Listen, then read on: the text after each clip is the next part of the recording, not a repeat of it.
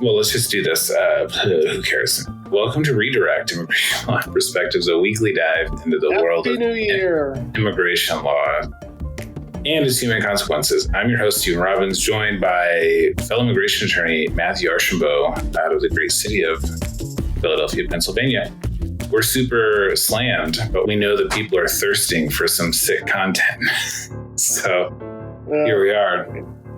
I think it's our first show of 2021, the year that is supposed to kind of fix it all, right? A lot of pressure in 2021. So much pressure, and really no way it can live up to it. But we like to do a little year in review normally, and lately we just haven't been on the same page, or just I've been trying to ignore. Do we really need to do a year? I mean, well, let me ask you this. I was thinking about this. Because 2020 was supposed to be, we had a bunch of plans. I was going to fly out actually to see you. We were going to go to a Trailblazer game. That was going to be awesome. I was actually really sick leading up to that. And I might have had COVID, but I'm not sure. And I was kind of thinking, hopefully, I'm feeling better. Could have been syphilis. It could have been the syphilis flare. It flares up every once in a while. People don't realize, and then it was sort of looking like, I don't know, it seems like the coronavirus is here. So anyways, there was this period of time where it was sort of hit and miss, should I go, should I not go? And then the NBA canceled the entire season. And put on pause, right? Well, yeah. All the games are canceled. So you could have come out just to see me and not go to that basketball game. Well, why would you do that? Don't be absurd. But no, that was sort of the moment where, at least for me, we'd been taking it seriously already. And as an office, we were either working remotely or prepared to, but that was sort of the thing that made you realize, oh, this is really happening, right? Yeah, I have to say it was a weird year. And I do want to say a little something here, kind of a realization I came to kind of over this little break between Christmas and New Year's is I figured out that I was burned out. I might still be burned out, at least since probably November. And I've heard people talk about all the time, and it's big in our community, especially with immigration lawyers, big lawyers in general, saying, oh, you have to be careful that you don't burn out, like mental health and all that stuff. I truly never really understood what people were talking about because, there are times that we would have high stress and all that. But, I think when I took a little bit of a step back, I realized, I think I was, or I know I was, or I am burned out. And I look back over from, say, November to currently, I think I'm kind of breaking out of it now, the break kind of well.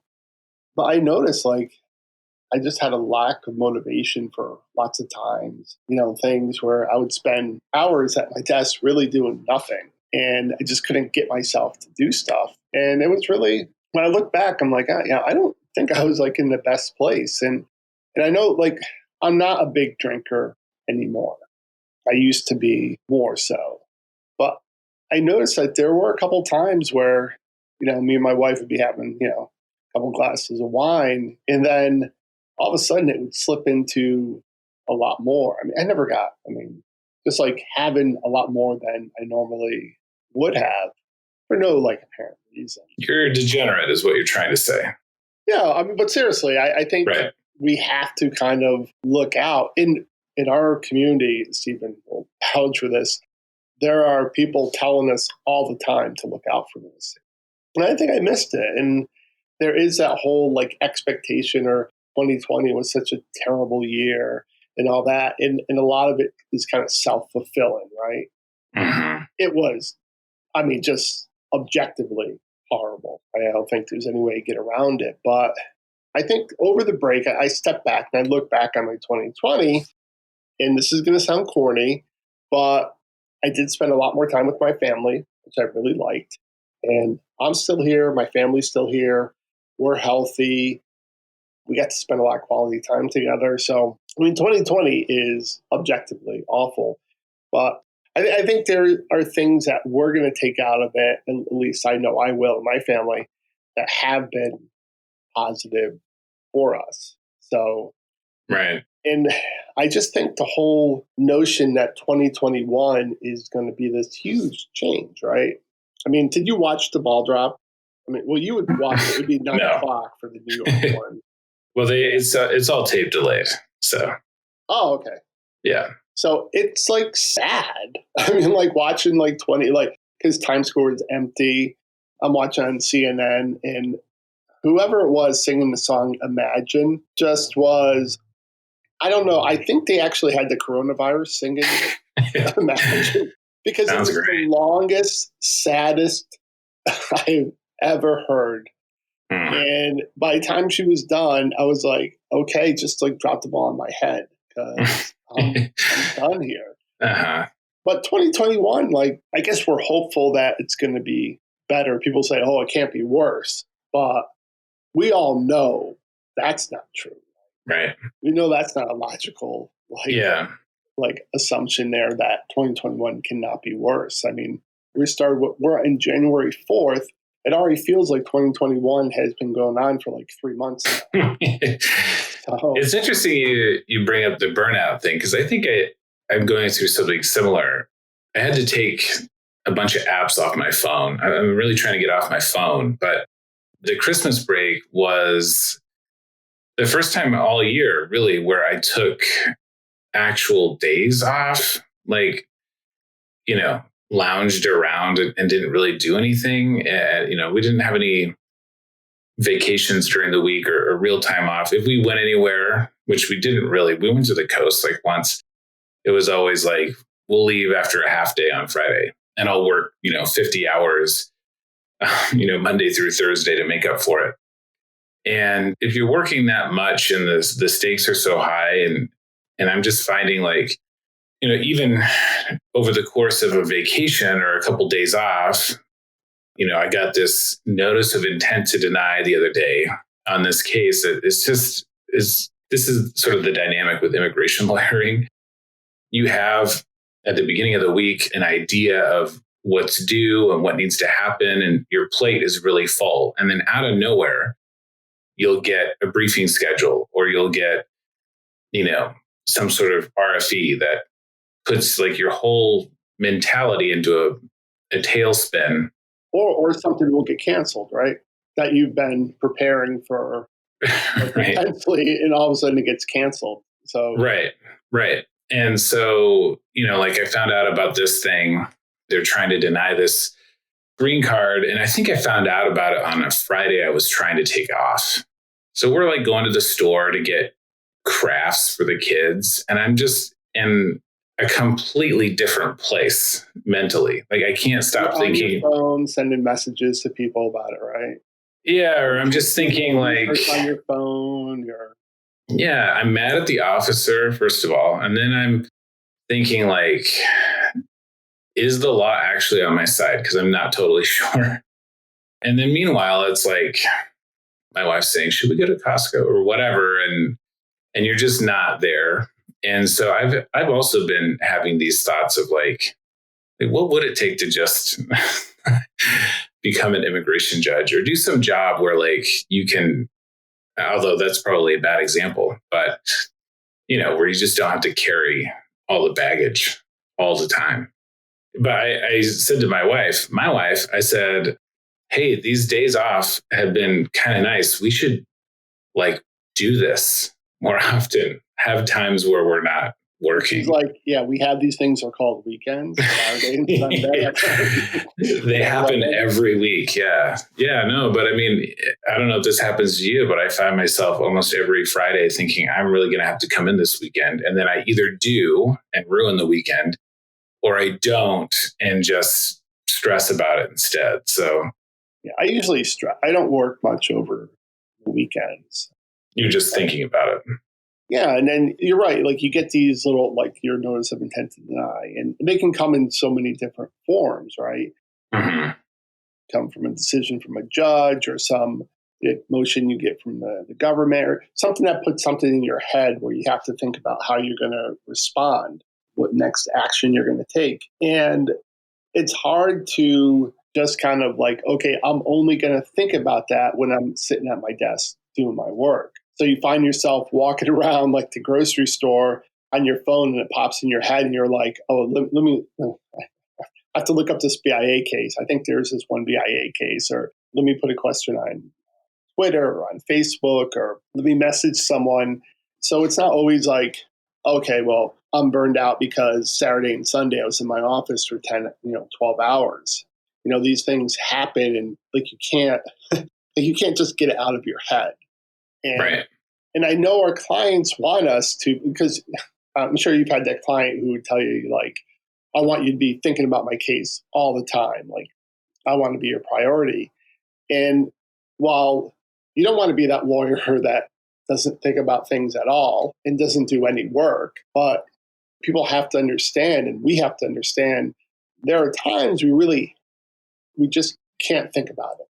You have to do something, find something that's going to take your mind away from it. Because how often it is that you're sitting down, you're working on a brief or some other type of issue, and you just can't, you can't really be thinking. You're kind of going around in circles. And then you take a walk or you take a break or something intervenes where you're doing something else that's mindless. And then when you come back to it, you're clearer. And I think that's something I was having a hard time doing. So sometimes it's good just to do mindless things that don't mean anything, like a podcast, and right, kind of get your mind away from it. But I think we all should be mindful that, especially those of us in this business, that we do need to take a step back, and we can't always be that fearless, hard charging attorney that's out there to save the world for our clients, because we don't have the capability to do that all the time. Right. And on that note, make sure that you're a patron, because if you're not, listen to us. We're a disaster. We need you to send us money. We actually really need it for our producer. So right. He's going to leave us if you don't sign up. And then the show will be even worse than it is right now, if you can imagine. Let me ask you this. I was thinking about this. Had you ever spent any amount of time prior to February, March 2020 thinking about or worrying about pandemics? No. I guess I've heard the term before, right? Like, we're not uneducated individuals, so we knew what a pandemic was, or at least the concept of it. But I guess if you told me that we were going to have a pandemic now, so how many people have died now here? 300,000, 350,000. Mm-hmm. Yeah. If you told me we're going to have a pandemic, I would almost think like there are going to be like bodies in the streets, right? Mm-hmm. That would be horrifying, and I'm glad that hasn't happened. But I would never have thought about it this way, where it's kind of like we see those like anti-maskers and all those people are like, oh, it's nothing and all that. And it can really seem like it's nothing unless you turn on the news, right? Because, people aren't just like keeling over and like their bodies aren't convulsing and like turning into like a black puddle or something. So it is really, it's something, but it is a weird time. And I don't think we really appreciate how weird a time it is. Yeah. There are a lot of people that either don't know somebody who's had it, or, the way the virus works, depending on the viral load you get or whatever, you can have a mild case of it. So, a lot of people say, well, my cousin had it and she was totally fine. It was a cold. And that has allowed them to basically engage in any kind of conspiracy theory that they find on Facebook. I've had a couple moments. I don't know if this has happened to you. This is some sort of confession of, I don't know what the term is, but it's some form of white privilege or latent racism that I'm confessing to you. But I've had several moments over the course of the year where I think, I don't really know anyone who's had it. And then I realize, oh, actually, what about dozens of my clients? Like, so many of my clients have had it. And these are people who have had to work through it, and they don't have the types of jobs where they can work from home. And these are people who wear masks and do what they're supposed to do. So that moment where I think for just a second that I don't know anyone who's had it, I don't know what that says. It kind of bothers me every time that happens. But if you don't know those kinds of people, or you don't know people who have suffered through it, it's easy to think that it's no big deal. But one thing that's interesting, I'm like you, I hadn't spent a lot of time thinking about what a pandemic is or why we should be prepared for something like that. I found out mid-pandemic that actually my great-grandmother died of the Spanish flu and, orphaned my grandfather was an orphan, whatever the term is. And that, really changed the trajectory of his life, obviously. And that's not that far removed from me. And it seems like the kind of thing I should have known, and I didn't. But I think about that a lot in terms of, we hear people say, well, we'll be ready for the next one. And, oh, this is the generation of COVID and do. And I think, well, I think we underestimate our ability to just completely forget lessons. So we'll see. I mean, unless we get another one real soon and we all whip out our masks at the back of our sock drawer or whatever, I think we're perfectly capable of learning absolutely nothing from all of this.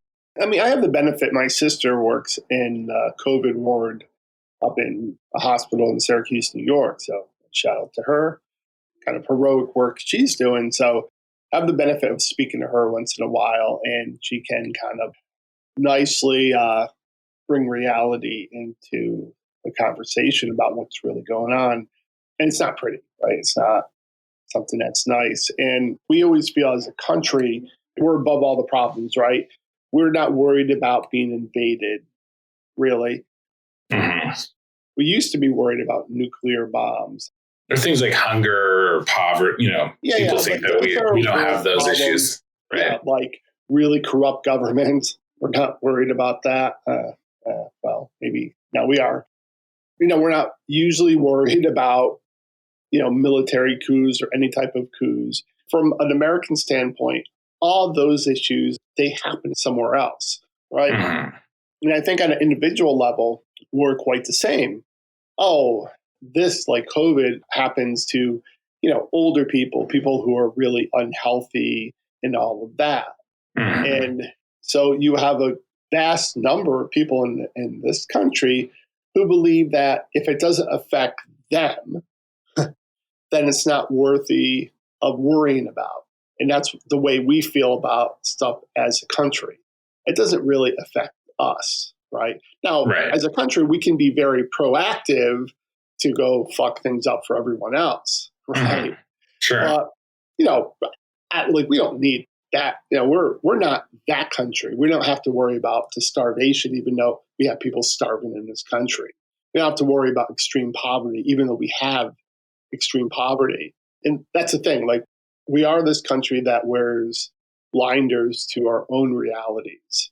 And we've created the American exceptionalism, right? That we are exceptional. And I think that carries over on an individual basis. So there are people who think, I'm an exceptional person. I'm not going to get COVID. And if I do get COVID, it's no big deal because I am who I am and I'm exceptional. And, maybe if you get COVID and you get sick and die, maybe that was a you problem, right? And you hear that with Trump, right? He talked about a friend. I think he had a friend who died from COVID. And then he went on to say, oh, yeah, but he was like overweight and he was very unhealthy and all that. Like, it wasn't really COVID's fault. It was his fault. So I don't know how we as a country change. I don't think Joe Biden is going to change that, right? Right. Because every American politician has to get up there and say, we are the greatest country in the world. And if you're the greatest country in the world, if you're the greatest at anything, do you really have to work to get better? You're already the best, right? Right. And in fact, like any suggestion that you need to improve is an attack. Like this country, or an insult. Michael Jordan or Kobe Bryant, right? No. Who were at the top of their games, but they still put in the work to make sure that they got better. Like, we're like Rasheed Wallace, right, as a country. Really talented, and we think we're really good, so we don't really think we have to put in that much work. Well, okay, I'm going to sit here and... Okay, how about Derek Cole? Derek who? Oh, yeah, DC, for sure. He's a very, very talented player. Could have been one of the best. One of the best, but he just didn't put in the work. And maybe that's where we are as a country. Yeah, I think that's fair. So I love Rasheed Wallace. He's from Philadelphia, as you know. Right. All don't lie. All don't lie. Yeah, I mean, I listened to this guy, he's a commentator on some other show, say that he didn't really think, I want to get your opinion on this, that Trump had any type of like qualitative effect on the pandemic response, that if it had been Jeb Bush or any other Republican, it would have been exactly the same. And on the one hand, an idiot. On the one hand, I don't understand why you'd say that. Yeah, I mean, unless you're dumb and stupid. On the one hand, Republicanism is the belief that government getting involved is per se bad, and so the more the government meddles in something, just the worse it's going to get, and you're better off doing nothing and letting the free market sort of do its thing. So this is sort of ingrained in their ideology. On the other hand, like, I don't think we can totally appreciate the corrosive nature of everything he's done since it started. The daily press briefings where he pushed out the doctors and just engaged in lies after lies, peddling, nonsense, conspiracy theories, the whole theatrical recovery from COVID where he takes the mask off and says he's cured and he's going to get everyone the miracle drugs that he got for free. And this is leading right up to Thanksgiving and Christmas when people are going to get together. I mean, I think there's so many ways in which he was uniquely unfit to handle this. What do you think? Well, I think there are two aspects, at least two aspects. One is like the federal response as far as testing capabilities, beds and ventilators, and all those things, right? That's one. And then there's the messaging. And if Trump had the same message that, say, a Governor Murphy from my state of New Jersey, that we need to wear a mask, we need to socially distance, this is very serious. And that was just his message, right? And that was a message from him, from Mike Pence, from everyone in his administration, right? That would have been the message given out by knuckleheads like Matt Gaetz, Tom Cotton, Josh Hawley, Louis Gohmert. They would have followed him. And the Democrat and people like us would have followed it too, because we're not idiots, right? We're not stupid. We understand, like, yeah, this makes sense. Even if everything else, even if the testing and the lagging and that, which I think there has been, like, I think they failed on a federal level. And now with the vaccine, I think they're failing.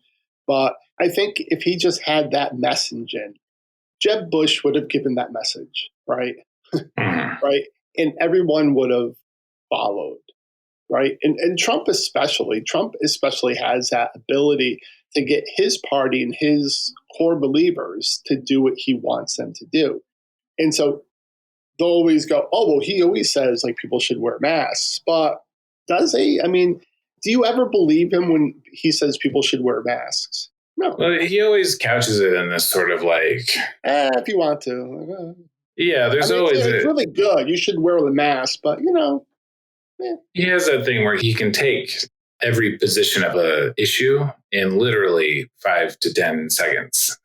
Like, oh yeah, I've always said that everyone should do it.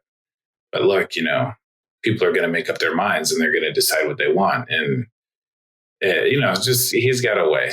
And that's the thing with Biden coming in. Biden says, oh, for the first 100 days, I'm going to tell everyone to wear a mask. I mean, that is almost counterproductive because there's going to be this whole segment of the population now that's going to be like, oh, Joe Biden wants us to wear a mask. Now we're definitely not going to. Now we're not going to do it. Yeah. And it is so, I mean, whoever had that thought, they must not be a serious person because now people will point to California. Look, California has these really strict mask mandates and they've closed everything down and all this. But look, like their cases are skyrocketing. Well, their cases are skyrocketing because even though they're heavily Democratic, right, heavily blue state, I think Biden got like 70% of the vote. It's a huge state with a lot of people. And 30% of a state like that, that's so densely populated, for 30 to 40% of the people there are dumb and stupid, right? And they don't want to follow this. And you can see on Twitter, there was a big thing about people going into a Los Angeles County mall and walking around big groups of people without wearing masks to protest. Yeah, you understand why their cases are skyrocketing, not because there are lockdowns and mask mandates and all that. It's because people aren't following them. And why aren't they following that guidance? It's because of Trump. Now, if Trump was forceful, you would still have anti-maskers because, you can't, there's something. Right. But it would be such a small minority, I don't think it would matter. Right. I also think, look, it's mentally and emotionally exhausting, and people start to justify things. I've seen a couple of cases in my family recently and in my close associates, and it's the sort of thing where it's like they were getting together with other family and doing things that seemed sort of safe-ish. Well, I wear a mask to the store, and even one person I know, a good friend who's believes in the virus and takes it seriously, went to California for Christmas and said, oh, well, we made sure not a lot of people knew we were coming, and we only got together with this person, and this person. And it's like, yeah, it's a smallish list, but who are those people hanging out with? Yeah, it's some of the numbers I think are attributable to people being grossly irresponsible and denying the existence. But there's also this whole other thing of people sort of genuinely feeling like they're being safe, but they're just not. Yeah, but I think those incidents, what you're talking about, wouldn't be that big of a deal if people were acting like your friend who went to California, who said has been acting responsibly. If everyone was acting like that and then they took these small little risks, I don't think we'd be anywhere near where we are. We'd be in a much better place. And I think anyone would have been better. Like maybe Louis Gohmert, if he was president, would have been worse than Trump. Mm-hmm.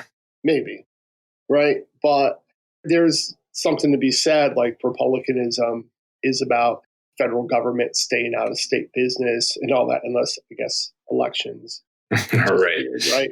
I just think the messaging, at the very least, would have made things a lot better. And I have to say, maybe we do owe Trump some credit for how fast we got the vaccine, because maybe the people making the vaccine realize they really need to ramp things up, because this isn't going to make anything better.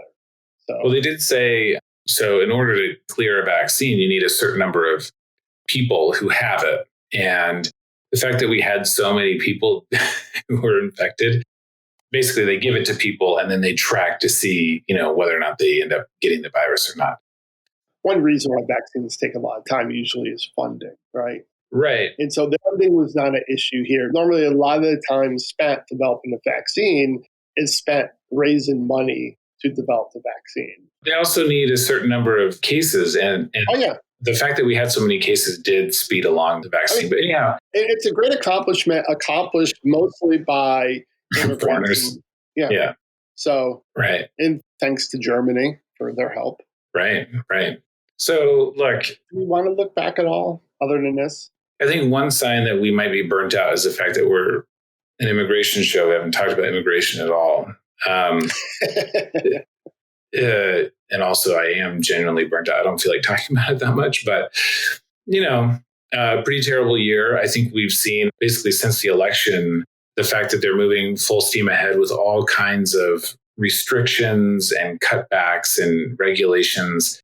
We can only imagine what another 4 years would have been like. I mean, 2021, had he been reelected, and assuming there's not a coup, would have been just an absolute disaster. And let's look forward to 2021, though. There have been some rumblings that Biden is not going to roll things back all at once, that some of these things take time. Yeah. Is it possible that at the end of this year, we're going to be looking at 2 regulations that were rolled back and everything else is basically stagnant? Well, my prediction is we're not going to be satisfied. How's that? Does that mean that there's only 2 changes? I don't know. There's a lot of work to be done, but a lot of it should be relatively easy. I just always have this fear, especially with Democrats, that what we're going to get on day one is them announcing a whole bunch of working groups in the roundtable to address these issues. We really have to look at them first and we have to study what we need to do. We want to make sure we do it the right way. We don't want to act rashly. There are a lot of things to consider, a lot of stakeholders involved and all that shit, right? Mm-hmm. And I think that's what we're all worried about. Not that it won't eventually get done. I think eventually most of the stuff will be rolled back. Yeah. But it's like when and how. Mm-hmm. And there are so many things that can be done on day one. And someone wrote a column or Twitter thing saying like, let's not hold Biden to this whole day one thing. It's unrealistic. I think he said FDR was given 100 days. We should at least give him a year. Now, I think this guy was talking more globally than just immigration. Mm-hmm. But it's not like they should know what needs to be changed for immigration.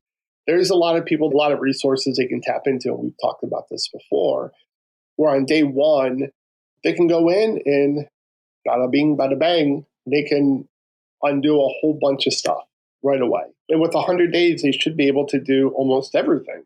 Yeah, just run it like you did 4 years ago. Just reissue the same memos. Yeah, like for DACA, right? Right. I mean, though DACA is somewhat back, just make it clear, okay? Right. This is the way we're going to proceed. The enforcement priority, even those are things I don't think are sufficient. And I don't think we're going to be satisfied if all we do is we get a rollback, right? Right. Yeah. That's what, at least we got to start there. The concern that they seem to be voicing is the whole floodgates thing, where if we end MPP, that these are the people seeking asylum who have hearings in the U.S., but we decided it was better to just keep them in Mexico than to put them in cages. This was the dichotomy that we had, apparently. And so they're stuck in Mexico and they're sort of bussed in every, 2 years for a hearing or something like that.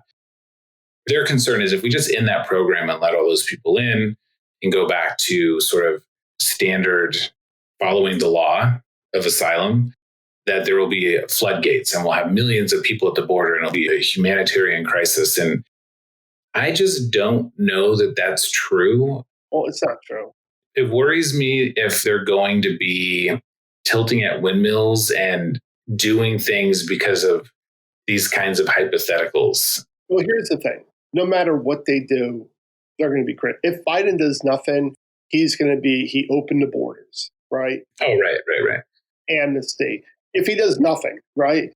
And this is a lesson that they need to learn, because what is Joe Biden to Trump and MAGA and all these people? He's Antifa, right? He's a socialist.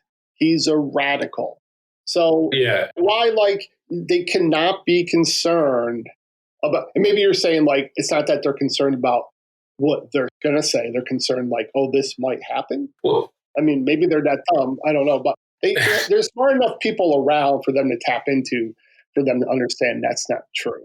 But the worst things that we've done on immigration, going back to when we started this podcast in 2014, the worst things we've done in the name of sort of preventing a hypothetical floodgate. So the clips of Hillary Clinton saying, you send your kids here, guess what? They're going to get locked up and then sent right back.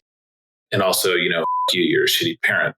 All of those types of things, which led to family detention. And the whole justification was we have to do this to send a clear message to prevent this sort of imagined rush to the border. So you seem to be implying that we do not have the capabilities of learning from past mistakes and growing. Well, I'm just concerned that... You're just concerned that reality is going to take hold. Right. I'm concerned that if they continue to operate under this assumption and this fear, we're just going to have more of the same in that aspect of immigration, which is, very problematic. Instead of saying, you know what, we need to invest in screening facilities, well-trained asylum officers, relocation programs. There's ways to invest and to say, you know what, if you're going to come to the border, we can get you screened. And the reality is and this is something that needs to be fixed as far as I'm concerned, but the reality is if you're coming from Mexico or Central America, many of you won't qualify, but under the law, you can be screened and you have a right to be screened for potential asylum claim. And so we're going to make sure that system is robust and working well. You could invest in that in a way where, if people wanted to come and make their claim, they could, and they could do so quickly and efficiently instead of saying like, well, we better just start doing stuff so that people don't even want to try. I just got an email. The Biden transition team has been listening in on what you've just said, and they just announced that they're gonna compose a working group. Nice. Begin on January 20th to delve into these issues. They're going to engage all stakeholders, and they're going to have a robust discussion, and they're really going to look into this. So they really can't take any action immediately. Right. But there's going to be, I think the working group is going to lead to a roundtable, and then even maybe some hearing, not congressional hearing, more like informational hearings. So I think that's a positive step. I will say, I know you're being facetious, and I know we all have that urge to be cynical. No one's going to be shocked, right?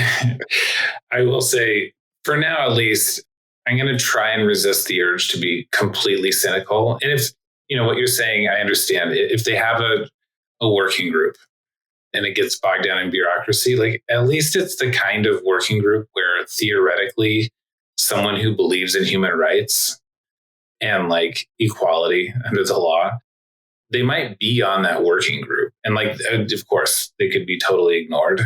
So there was a working group under Obama about the family detention issue. Yeah. Yeah. You're just going to all over my optimism. Is that what you're saying? You're right. It's going to be different this time. We have to be a little bit optimistic. This is Jim Carrey and Dumb and Dumber. So you're saying there's a chance. I mean, that's like really what I'm saying. But I don't want the cynicism to lead to an action. I don't want people to say like, oh, here we go again. I guess, we're not going to do anything because this is all sort of set out in the stars. People should be engaged. So, right, Stephen. Good little chat. Happy New Year, and everyone, try to find some space, right? Take a day off. Yeah, for sure. Day off and make it a day off. Turn off your phone. Yeah, for sure. Isn't that like lots of times, as you were saying, like a day off doesn't mean just don't go into the office, right? It means to actively disengage your brain from the work, whatever work that you do, whether it's immigration or something else. So hopefully everyone found time for that over the break. And if you didn't, find some time. Right on. All right. Good talking to you. And we'll chat again next week. Good night. Good luck. Good night.